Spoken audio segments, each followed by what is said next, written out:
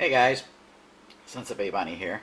And for quite some time I've been trying to scratch my head and figure out what I wanted to put in my tin. Now everybody's got an Altoids tin, but for me, this was a tin that I had gotten from an order from Pine Fire Fatwood. Now I saved this tin because it's awesome. It's bigger than an Altoids, and I kept thinking I wanted my tin to not have the same sort of things everybody else has. So it's been about a year that I've been contemplating what's going to go in this tin. And this is my box of assorted goodies. That there's one of my pen blanks. There's a little pile of fatwood from Dee Dee Mandy. There's just oddball things in here. Strike anywhere matches. And just some oddball stuff that I've sort of been accumulating, trying to figure out what I wanted to put it together for. Either a pack or, making the tin. So in any case, Dark Knife Wolves had sent me some small small knife blanks that he had cut out. And for instance, this one right here, it doesn't have an edge on it. It does have a hole drilled in it, which is cool. And the shape on the end of it was more elongated and came to a point. And I thought, oh, I'll put that one in the tin, and it was way too big. Show you, I've been grinding it for a while now to get it down to the size where it'll fit.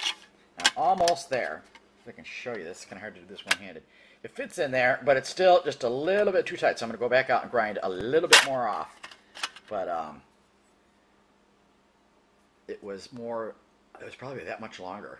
I've been grinding for a while. And then I'm going to put an edge on it. Not sure. I think I'm going to wrap some paracord around there for a handle. And then that's going to go in. That's one of the items I've decided is worthy of my tin.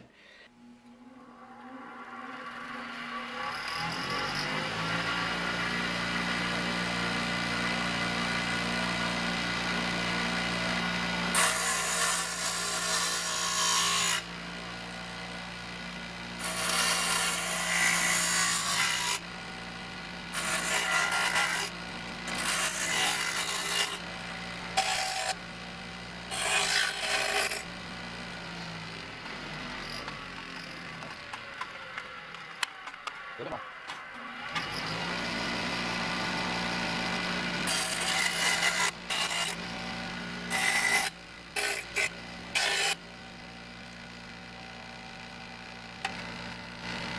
With the cotton, I need to make a small ferro rod that's going to go in there too. I haven't come up with a plan for that yet because I'm still working on my giveaway ones. And then over here is my big pile of fire starters I've made. So some of those will go in there too. So that's where we are right now. And as I move along, maybe I'll do another video and show you what else has made the honor of going in the tin. Continuing on with my projects, I just showed you that I'm working on my Tin Hose Survival that I've been procrastinating for about a year on making. And then the handles here for the ferro rods and the ferro rod strikers that I'm making. I remembered I had glow-in-the-dark paint in the garage, something like Krylon, a quarter Krylon or something like that. It's called glow-in-the-dark paint. So what I did was I got me a little eyedropper, put some of it in a cup so I didn't have to keep opening up a big old quart, and I was eyedropping them into the holes that I sanded into them. I'll show you what the other side looks like. See, I sanded out some holes, and then I'm filling them with the glow-in-the-dark. Does it glow in the dark? Yes. Hold on. Let's see if I can do this. Okay, put that right on there so it'll charge it up a little bit, and then I'll move it away quick. Let's see if I can show you. Yep, it's glowing in the dark. Okay. So that's where I'm at with these. I actually ordered a different kind on eBay or Amazon, and it hasn't come yet. I thought I'd try this out first, and then what I wanted to do when the other stuff comes, I might do holes going down the length of the handle and fill that with the other stuff. But right now I was impatient, so I tried the glow-in-the-dark paint that I had in the garage, which is just plain old like Krylon or whatever it's called. But here's a cool thing I was doing yesterday. Get it right on there. Quick, move it down here in the dark. the little glow in the dark circle. This is daytime too in here, so the fact that you can see it's pretty cool. And then my other project, I'm going to set the camera down for this. Hold on. Here's yet another spoon that I'm working on, because I said I'm making a set for my son. And one of the problems I was having that I was talking about earlier was that the where is it? The knockoff hook knife that I bought on Amazon was so dull I couldn't use it.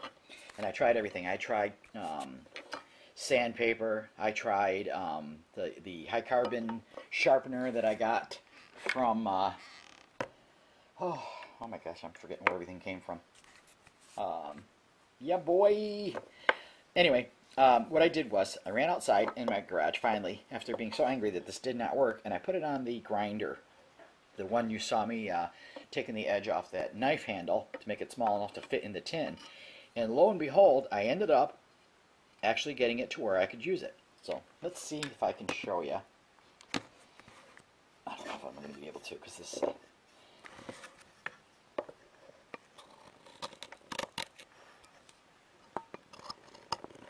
I'm trying to do this with my hands behind on either side of the camera, so it's not working out so well.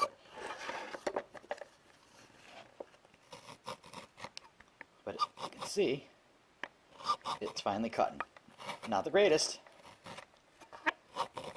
but I'm pretty pleased that I finally was able to get it sharp. And like I said, it was because I took it out on the grinder and in the garage, and this camera doesn't do close-ups very well. It goes blurry. It won't focus. Anyway, so I can't show you that. Yeah, but that's how I got that sharp. So anybody who's got one of those knockoff ones that has been angry because you can't get it sharp, that's how I did it on the grinder wheel. Yeah, I wish I could show you, but it won't show it. Anyway, so there's the spoon projects. My box of carving supplies here. Here's a spoon, another one I made them. And I already said that I put those tabs on the end because that's where the grandkids' names and their birth dates are going to go. Here's one I sanded and put the True Oil on. I coated True Oil because I want to see what it would look like. It looks pretty handsome, I think. But anyway, that's what I'm doing, is making him his. I got a long ways to go. Making him a set like the set I have, but his are bigger. These are much bigger spoons. So yeah, that's where I'm at. I sit here and I carve some of them, and I work on the handles, and now I'm trying to come up with things to put in that Tin-O Survival. So stay tuned. I'll keep you updated on all my projects I'm working on. Show you what else I was doing. Mr. Cabot Bluegill sent me some chaga, which was in much larger pieces than it is right here. This is after I broke them down, and what I was doing was I was grinding them in a coffee grinder, and it actually broke. A piece got stuck onto the blade, and it stripped the threads right out of there, and so this no longer sits in there. I didn't throw it away because I'm thinking I might try Monster Glue and see if I can actually get that back on there. But there it is. Dun, dun, dun. I'm done grinding. However, before it broke, I did get quite a bit ground up. And as you see, it looks kind of like coffee. So there it is. And I put it in a canning jar. And it says that it's ground chaga. This is the stuff I had left that I didn't get to grind, so I put it in that jar. This is sage that I got from Mr. Cabot Bluegill. This is mint. Notice the containers. This is an old medicine bottle. But they all seal. So that's why I'm using them.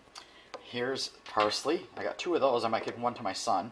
And this is, I believe he said it was chicken of the woods mushrooms that he dehydrated and ground. They have a unique smell to them. He also gave me a jar of horseradish, which I cannot wait to eat because all of these things smell absolutely amazing. They don't smell like the ones from the store. They smell so much more vivid than the crap you get in the store. So yeah, I've been packaging the stuff that he gave me because he had them sealed in those plastic seal-a-meal type things. And I don't have one of those. I think I might have to invest. In any case, that's what I've been working on. The handles, the little kit, outside with the plants and things because, as you know, it's fall now. And I have several of my plants that I bring in the house and I store them in the garage and they bloom again in the spring. The geraniums, Oh, geez. See, I'm having a hard time remembering all my stuff today. The begonias, they will actually bloom again. I've had on my set that's out there right now. I've had for 3 years. And then my son has a bunch of plants he wants to bring over and put in my garage so they can winter here, including a whole ton of fig trees that he made from one plant that he had. He cut branches off them and rooted them, and now we have fig trees all over the place. So yeah, that's what's going on today. What are you guys doing? Why don't you post up some videos? Update us on what you're doing.